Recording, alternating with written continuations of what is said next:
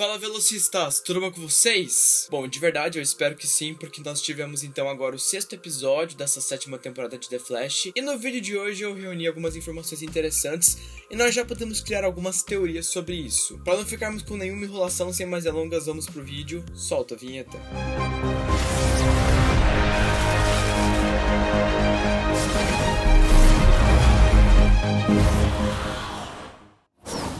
Sejam muito bem-vindos à Terra 22, mais conhecida como Legado Flash. E caso você seja novo aqui no canal, muito prazer, meu nome é Léo e aqui eu gravo vídeos explicando dúvidas e teorias sobre a série do Flash. Bom, antes da gente seguir para o vídeo, eu tenho um pedido muito importante e muito especial, de coração mesmo, para fazer para vocês. Estão prontos? Não sou eu que vou fazer esse pedido, mas é uma pessoa que vocês já provavelmente conhecem e provavelmente vocês vão gostar muito mais desse pedido ser feito por ela do que por mim. Estão prontos? Sem mais delongas, Gideon, faça as honras.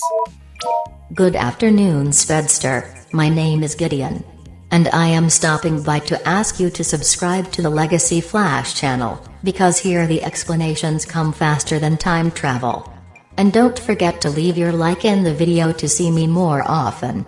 Muito obrigado e até mais, Gideon. Thank you and see you next time. Eu espero que vocês tenham gostado. Essa aqui é de última geração e no momento só tava falando inglês. Confesso que no início eu não tava com nenhuma expectativa para esse episódio. Na verdade, eu tava até um pouco com receio do que seria a sinopse dele, devido ao fato de que o Chester e o Cisco iriam ficar presos no passado, simplesmente sem nenhuma explicação. Iris iria se conectar de alguma forma com a Speed Force. E apesar de que alguns de vocês podem gostar e achar uma ideia interessante, eu sei que a maioria de vocês, pelo menos a maioria lá da página da Legado The Flash, não iria curtir muito se a Iris tivesse poderes novamente, tivesse velocidade novamente, assim como aconteceu na 4ª temporada. Então eu sei que algumas pessoas ficaram um pouquinho preocupadas com essa possibilidade, mas não se preocupem que isso daí realmente não aconteceu. Na verdade, a interpretação de texto que eles quiseram colocar era outra coisa que nós vamos conversar mais a fundo no vídeo de hoje. A gente pôde perceber que aquela energia verde que deixava o Cisco e o Chester presos em 1998, na verdade era a própria energia vindo da Steel Force. Tudo isso aconteceu pelo fato de que o Chester conseguiu criar um aparelho que pudesse detectar numa distância de até uns 20 metros ou um pouco mais ou menos, energias isotópicas das outras forças cósmicas do universo. Para quando essas forças estivessem perto do Star Labs, eles pudessem detectar e conseguir se preparar para o possível ataque que elas iriam fazer. Só que nisso, a força de aceleração, que nós vamos sim falar dela com mais atenção ao longo do vídeo, pediu para o Chester se ele não conseguiria fazer esse aparelho identificar elas antes delas aparecerem para eles, para o Team Flash poder ir atrás delas. Aí a gente viu que o Cisco e o Chester até tentam fazer isso dar certo, mas aquela onda de energia verde ataca eles e eles simplesmente ficam presos em 1998. Aí nisso eles são forçados a reviver o mesmo dia e é uma situação um pouquinho parecida com WandaVision, caso vocês estivessem assistindo essa série. Não é que o Cisco e o Chester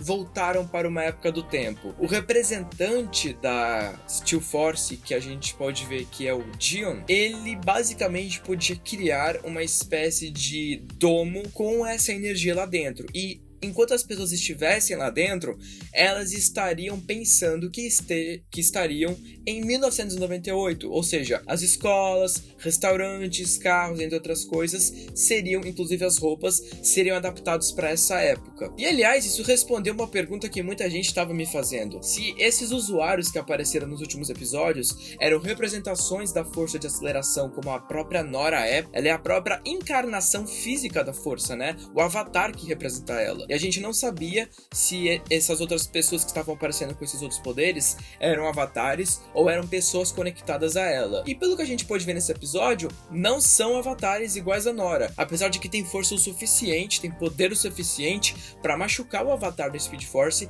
mas eles não são avatares. Eles são, na verdade, pessoas mesmo que foram selecionadas, escolhidas para representar essas forças em específico. E o que confirma essa questão é que a história do Dion, pelo que a gente pôde ver, se trata do seguinte: o Dion já teve uma carreira promissora no futebol e foi arruinada por uma lesão no joelho durante um jogo do colégio, que exigiu que ele acertasse 4 alfinetes no joelho. Como isso fez ele ficar incapaz de seguir seu sonho, ele se tornou um adulto bem amargo, pelo que a gente pôde ver, que vendia carros usados. No entanto, as coisas mudaram na década de 2020, quando a Steel Force escolheu como seu anfitrião. Ou seja, pessoal, ele não é um avatar que está representando esta força. Ele é uma pessoa, assim como o próprio Barry Allen, que está conectada com essa força. Várias outras pessoas podem se conectar com a Steel Force, com a Sage Force e com a Strength Force. Foi um detalhe que no final desse episódio o Cisco oficializou, né? Quando ele estava dizendo que a Steel Force, que na verdade ela é o oposto da Speed Force, porque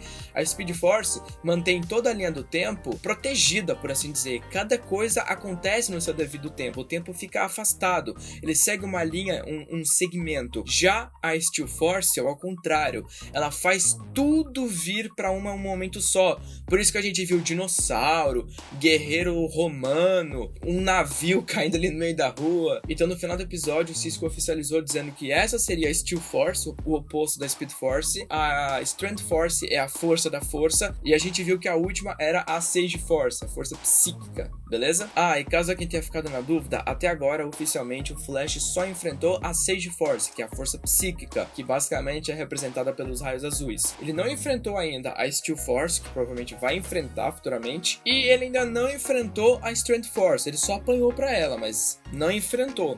Então pode até mesmo ter outras pessoas conectadas nessas forças, mas a gente também vai falar dessa teoriazinha no final do vídeo. A gente conseguiu ver que esse episódio focou bastante no relacionamento do Chester com o Cisco, e a solução que eles tiveram para conseguir sair daquele problema da redoma, que no caso é o domo, foi o Chester meio que adquirir um equipamento que pudesse avisar a eles quem era a pessoa que estava emitindo essa energia isotópica, para que eles pudessem conseguir meio que destruir tudo isso e saírem de lá vivos. E aí a gente viu que com o tempo o Chester falou um pouco do pai dele, e a gente conseguiu ver esse relacionamento, por que esse dia era tão importante pro Chester, por que esse dia mexia tanto com o Chester. Esse dia que eles ficaram revivendo umas 3 ou mais vezes, foi o último dia em que o Chester viu o pai dele com vida, porque no outro dia o pai dele pega a estrada para realizar um tipo de trabalho e infelizmente o pai dele morre no acidente. Me escorreu uma lágrima, não foi nem suor hétero, viu? E ele descobrindo que o pai dele não era esse canalha que ele pensava, né? Achava que só gostava de trabalhar e não ligava pro filho. Tudo que o pai dele fazia em termos de trabalho era para o bem do Chester. E aí no final a gente viu que o Chester e o Cisco acabam descobrindo que o Dion na verdade era o representante da Steel Force, e o Cisco, numa tentativa ridícula, tenta deter ele, mas acaba que não dá muito certo, né? Porém a gente viu que o Chester teve muita coragem de fazer meio que um discurso motivacional para ver se ele parava o que ele estava fazendo, porque quanto mais o Dion reiniciava o dia sempre que alguém acordava dessa realidade, como aconteceu com o Cisco, naquele momento em que o Chester conseguiu fazer ele acordar e voltar de volta ao normal, sempre que o Dion reiniciava essa realidade, fazendo as pessoas voltarem para esse loop, a energia verde se espalhava na cidade, causando aquela transformação de roupas que a gente viu no time do Star Labs. Então a gente viu que o Chester conseguiu ter muita coragem e falou para ele que ele não precisa ficar fazendo isso, não adianta ele querer mudar um ponto-chave, um ponto fixo na história, que ele não vai conseguir mudar. Pra quem não entendeu o que é um ponto fixo, é tipo a morte da mãe do Barry, porque se você alterar essa situação, você vai prejudicar drasticamente a linha do tempo completa. E aí a gente achou que o Chester ia conseguir convencer o Dion a desistir de tudo, apenas usando o discurso motivacional, mas na verdade o Chester só consegue meio que fazer ele desistir da ideia do plano dele lá na hora. Tanto que o Dion falou que se o futuro dele tá nas mãos dele, quer dizer que o futuro de todos também estão nas mãos dele. Então a gente sabe que o Dion não vai ser um adversário muito fácil de derrotar, tanto que o próprio Flash falou no final do episódio que já que ele consegue controlar o tempo desse jeito, ele provavelmente é a força mais forte de todas as outras. Então vocês podem ter certeza que o Dion ainda vai retornar nos próximos episódios e vai dar bastante trabalho para o time Flash. Vamos falar então sobre a presença da força de aceleração nesse episódio. A gente viu que desde o início a força de aceleração estava bem preocupada com o Barry, não queria sair de perto dele, estava dando todo o poder de cura que ela tinha para tentar curar o Barry mais rápido, né? E a gente viu que que a Iris se aproximou bastante dela nesse episódio, tentando reconfortar ela. E aí a Iris decide mostrar, né, a casa deles lá para a Força de Aceleração. Elas começam a tocar no assunto da mãe do Barry, né? E a Iris fala que o Barry não gosta muito de falar sobre isso com ela, porque é uma coisa que faz ele remoer uma dor enorme também, né? E aí a Força de Aceleração não sabia o quanto aquele trauma de infância havia mexido com o Barry. E aí a gente viu que enquanto a Iris estava de costas, a Força de Aceleração saiu muito rápido. Depois a gente viu que a Iris achou ela no Jitters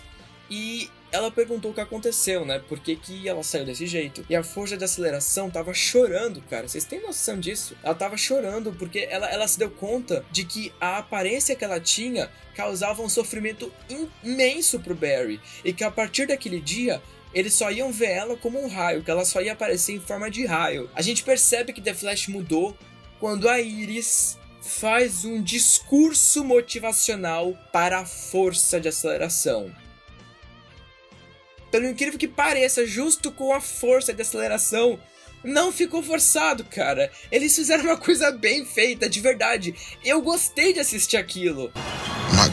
E aí a gente viu que a Iris falou pra Speed Force que ela não era uma dor, um fardo pro Barry carregar. O Barry ganhava um presente sempre que ele via a Força de Aceleração, porque já que a mãe dele tá morta, e a Força de Aceleração, que é meio que uma parente, uma ente, uma força querida pra ele, ela aparecia na forma da mãe dele e isso daí aliviava. E aí a Força de Aceleração chorou de alegria e ficou feliz, sabe? Eu vou dizer, eu quase me emocionei nessa cena. Quase. E pra gente não esquecer de falar da ceninha pós-crédito que teve nesse episódio, que na minha opinião foi uma cena pós-crédito muito fraca comparado aos dos outros episódios. Tipo, na minha opinião, esse foi um dos melhores episódios que a gente teve. Foi um episódio que, pelo incrível que pareça, o Flash não apareceu nesse episódio, o que é muito triste, porque a série é do Flash, e a gente quer ver o Flash, mas pelo incrível que pareça, eles conseguiram fazer um episódio bom mesmo assim.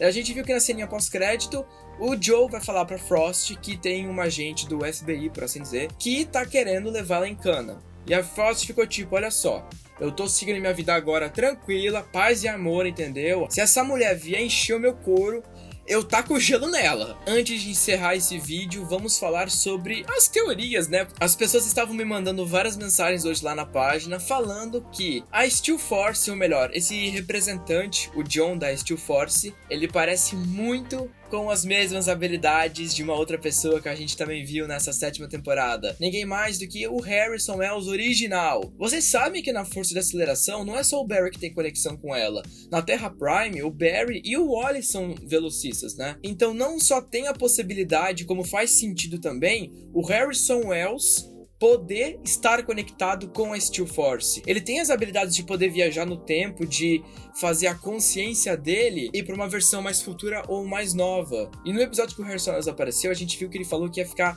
revendo como se fosse um loop toda a história dele com a Tess, no caso que seria a esposa dele, né, a mãe da Jessie. Então pode muito bem ser que o Harrison Wells esteja conectado com a Steel Force, até porque na hora que ele desaparece é o mesmo efeito de partículas verdes que o John usou para desaparecer. Não tô afirmando que ele tá conectado com a Steel Force, mas os diretores e produtores, vulgo Eric Wallace, disseram que o Harrison Wells original ainda vai aparecer. Pode ser que ele vai ser uma das pessoas que vai ajudar a derrotar a Steel Force. Mas então é isso, pessoal. Deixem nos comentários se vocês acham que o Harrison Wells pode sim estar conectado com a Steel Force. Eu espero de verdade que vocês tenham gostado do vídeo de hoje. Eu também espero de verdade que vocês tenham gostado do efeito da Gideon, que foi muito difícil de fazer e eu fiz só pra agradar vocês, meus queridos. Muito obrigado de coração por terem assistido até aqui. Um grande beijo pra todo mundo e até o próximo vídeo.